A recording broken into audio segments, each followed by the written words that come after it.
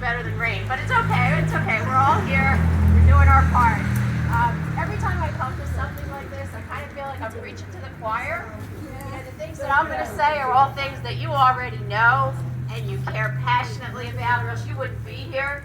But let me go ahead anyway. This is bigger than Rome, right? So it absolutely is bigger than just Rome. The Republicans will try to tell you that they're doing what they're doing because they care about children. If they cared about children, they would care about them after they were born. They would make sure that they got fed and educated and that they had insurance and everything else, and that they weren't getting gunned down on the street or in their schools. So don't let them kid you and tell you that they're doing all of this because of children and saving their lives. They're doing it because they want to control women.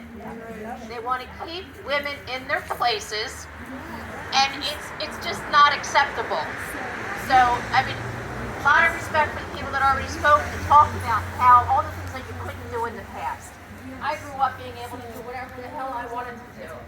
And when I reached age 60, I decided to run for Congress. Something I had never done before. And I gave it my best. I learned a lot. I made a lot of progress, but I didn't make it all the way. And as a result, I'm still fighting this fight. If I had made it, I'd be fighting it in Congress. But I'm fighting with you guys, and I may try again. Who knows? But just know that this was not about, it was not about saving children. So Roe was settled law for 50 years. So for 50 years, everything was, everybody was allowed to do as they needed, as they decided was appropriate. And all during those 50 years, you know that the Republicans were putting judges on the court that were trying to overturn this. They never accepted it as settled law. They tried to fight it and chip away at it for 50 years. So for decades, this has been in the works. So it shouldn't have come as a big surprise to anyone. And it was a surprise because I guess we just assumed that we would always have enough people that, because the population really believes in it, the population believes that women should control their own bodies and their own lives and their own right to make their family planning decisions. We all believe that we would always have that. But a small group of Republicans that are very loud got this through. They got the judges that they wanted, and they made this happen. And it's really very, very sad. And I think that, yes, we need to elect legislators that support pro-life positions. I mean, pro-choice.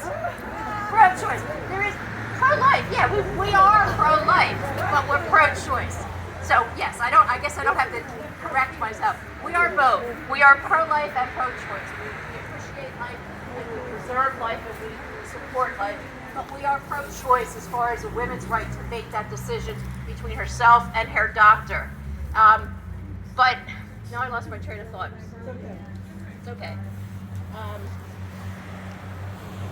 So not only do we have to work hard to elect people that have that position, but we also have to push hard on our elected officials that are already in office.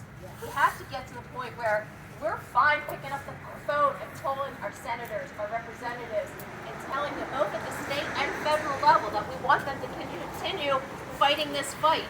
It didn't end when they overturned Roe v. Wade and everybody made a big deal of it. It was in the news every day.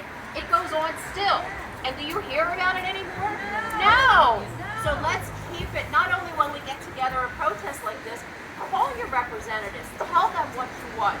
I remember being at a protest I think it was in the summer, and there was a representative from New Jersey, an elected official from New Jersey, and I started talking to him about two pieces of legislation that were before the federal government, one in the Senate, one in the House. And the House bill, all the Democrats voted for it and passed, but it died in the Senate. The Senate bill, it never actually came up for a vote, but the Senate bill had the support of a couple of Republicans. And I found that to be very interesting. And the Republicans were the women. Lisa Murkowski and Susan Collins had a piece of legislation. It didn't go as far as we wanted to go, but at least it had Republican support. And when I said to the representative that I was talking to, who was a Democrat from New Jersey, sitting in the House of Representatives, are you working with them? Are you finding other Republicans that might at least be able to compromise and get us part of the way there? Because when this law gets overturned, women are in trouble everywhere. And the kind of trouble that they're in is not just that they can't make choices about their own reproduction. There are women who desperately want children and are having miscarriages.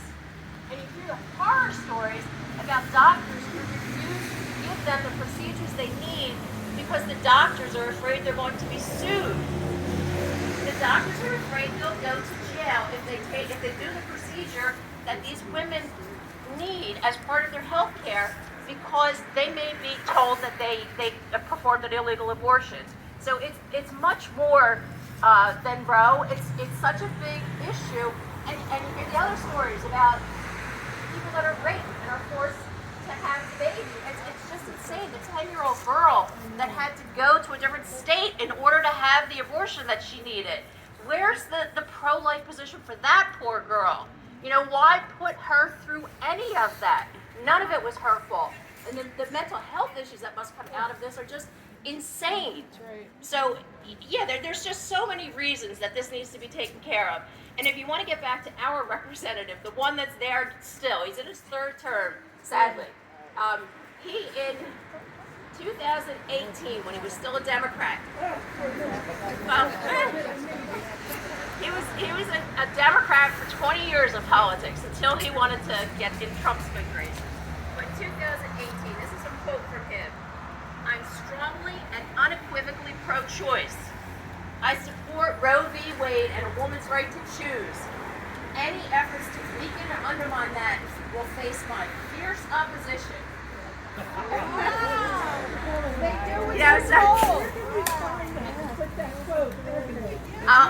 I'll get somebody's. I'll send it. I got this offline, so I found it in something that a speech that he gave.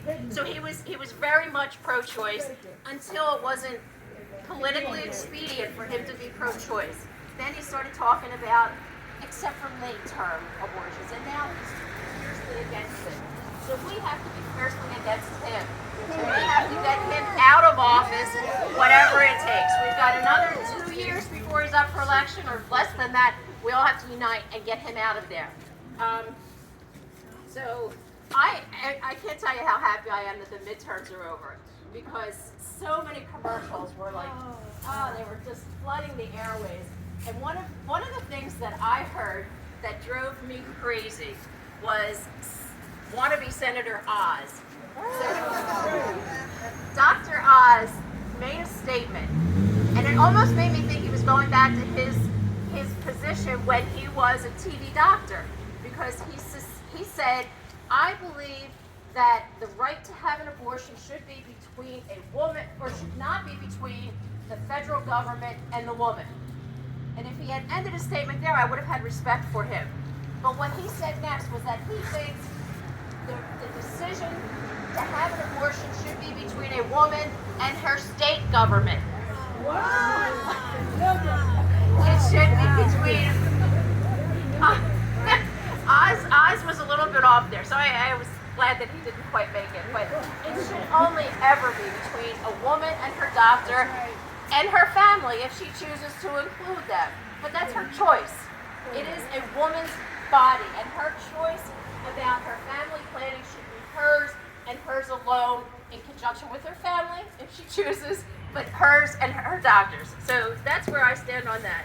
So the state laws, as a couple of people have mentioned here, we're safe in New Jersey, but we're only safe as long as we have the right people in office. And yes, the whole Assembly and the whole Senate is up this year. So we all have to, either run if you want to run, support the right candidates. We have Vince Policino, I think, for Atlanta, LD2, and then Mike Testa for LD1, which is where I'm from. Both of them are Republican. Both of them are firmly anti-choice. So if we can get rid of them, that would be wonderful. But we have to do everything that we can to keep New Jersey safe so that women can get the health care that they need. one of the things that I wanted to mention, and I kind of forgot, was, you know, if I always kind of try to equate the right to an abortion with our rights to other things. And if you have cancer, you get the treatment that you need. You get the cells that are multiplying out of control or taken care of by radiation or surgery or chemo. And nobody would deny you the right to do that. So why are they allowed to deny you the right to have an abortion if you need to do that? And it just bothers me that the Republicans will say it's not in the Constitution. Well, there's a lot of things that are not in the Constitution. Nothing in the Constitution says you have a right to chemotherapy. But you damn well better believe you'll get it if you need it. So that's where we are. If a woman needs an abortion, she better be able to get it. Whether it's in the Constitution or not, we need to make sure that we have a government that allows, that steps out of the way. Like the Republicans always want to say, the government shouldn't be controlling your lives.